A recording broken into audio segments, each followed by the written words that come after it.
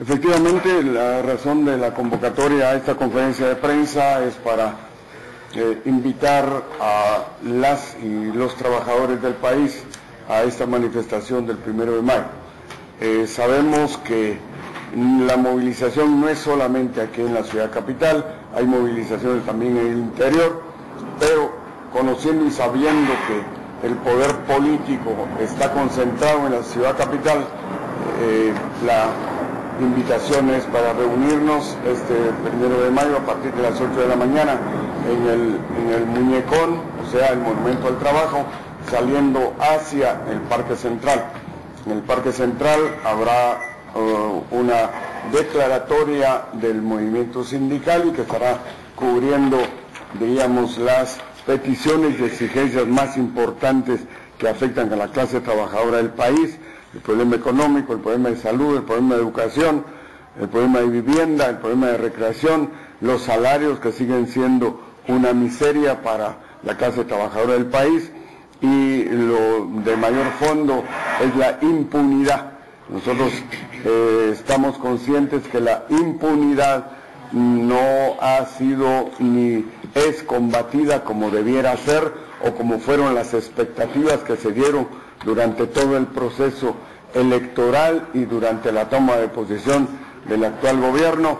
Por lo tanto, reiteramos que esta es una de las grandes expectativas, pero la situación mucho más grave hoy es de la seguridad, el tema de la violencia, el crimen organizado, la seguridad personal, etcétera. Todo eso es parte de lo que se estará reivindicando e insistiendo este 1 de mayo.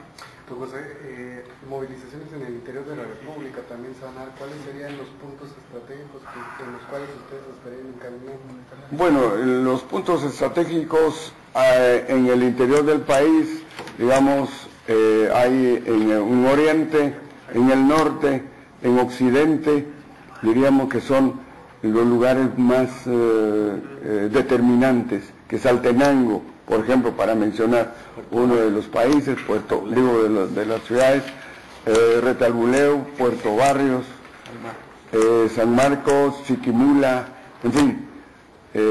Sin embargo, la mayor concentración siempre la esperamos y la hacemos aquí a nivel de la ciudad capital. ¿Cuál sería la petición más fuerte que ustedes estarían demandando en esta ocasión al gobierno? El crimen organizado, el tema de la violencia, el tema del alto costo de la vida. El alto costo de la vida sigue afectando a la mayoría de la población. El tema de los salarios, el tema de la resolución de la tenencia de la tierra. Los campesinos hicieron un recorrido de más de 200 kilómetros para exigir las reformas y el cambio a los servicios y tenencia de la tierra, y sin embargo hasta hoy no hay una respuesta categórica del gobierno para atender esa demanda. Será otro de los puntos que se estarán pidiendo.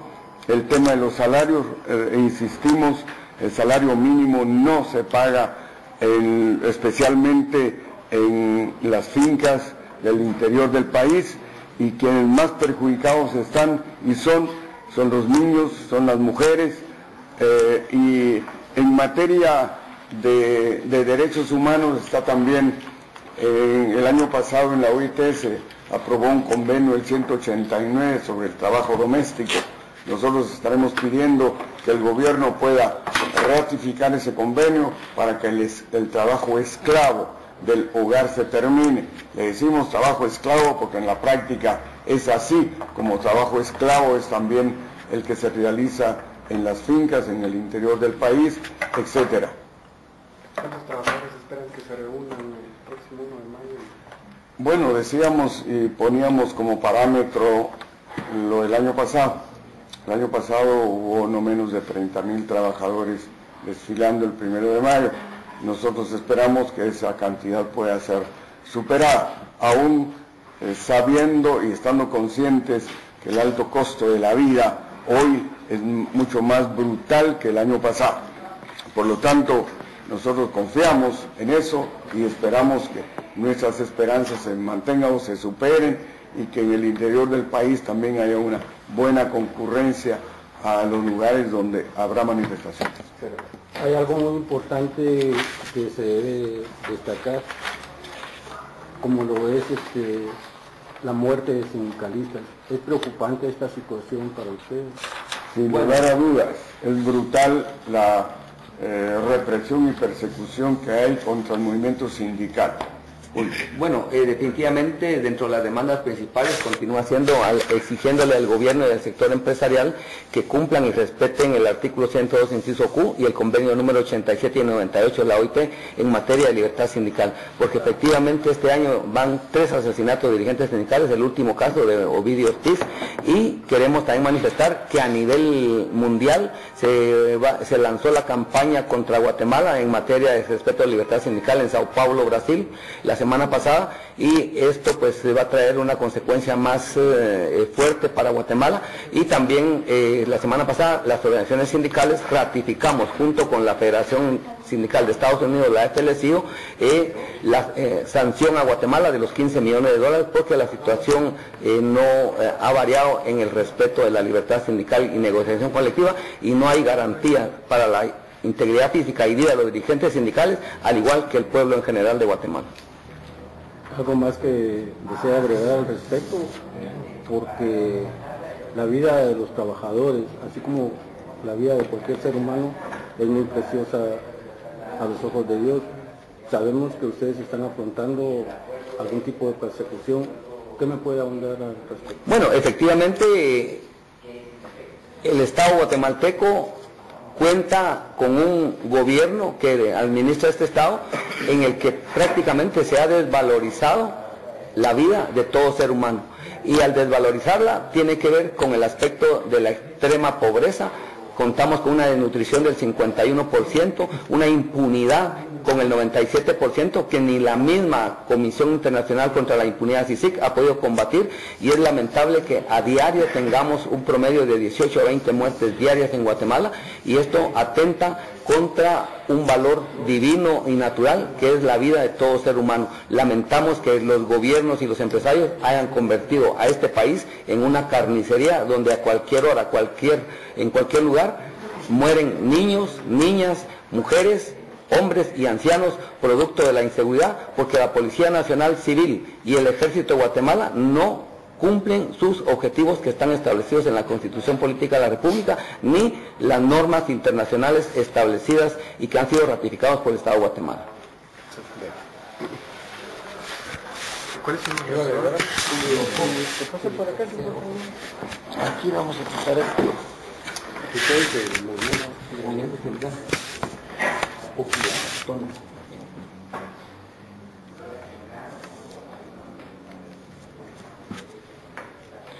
Bueno, sobre el tema, lamentablemente, ante la falta de libertad sindical que existe en el país, se ha dado una serie de asesinatos en contra de dirigentes sindicales, miembros de base de las organizaciones.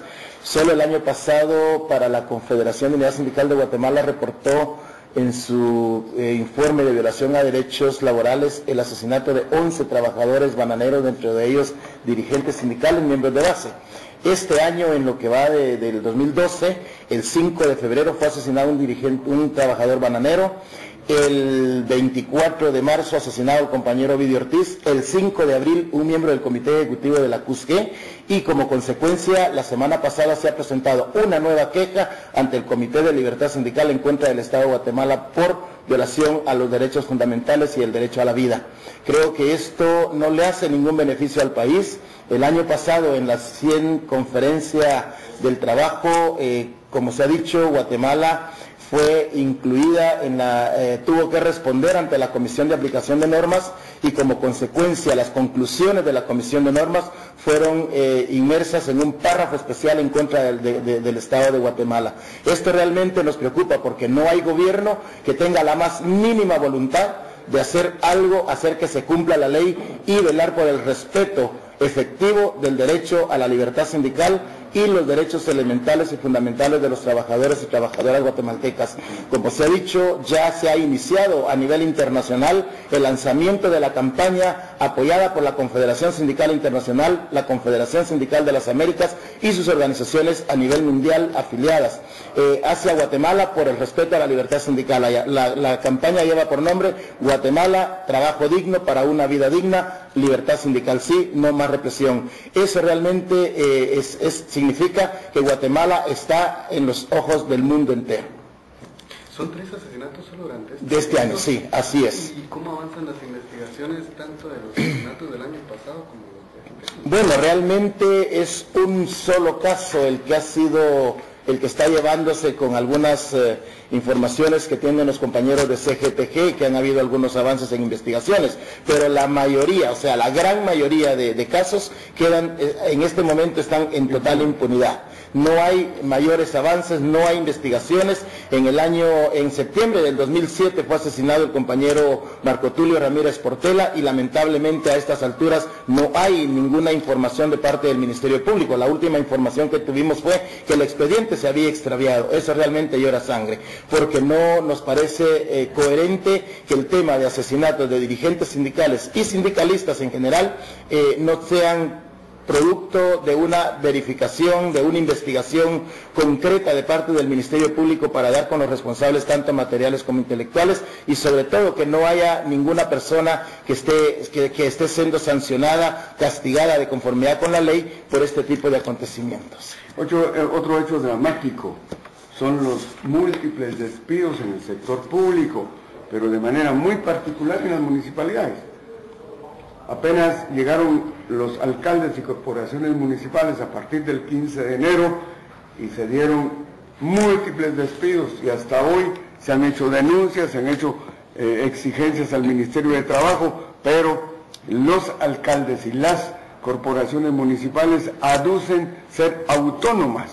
Olvidan los alcaldes y las corporaciones municipales que la autonomía municipal no es superior a la Constitución de la República, y por lo tanto nosotros hemos exigido y exigimos que los alcaldes y las corporaciones municipales reconozcan y respeten la libertad sindical.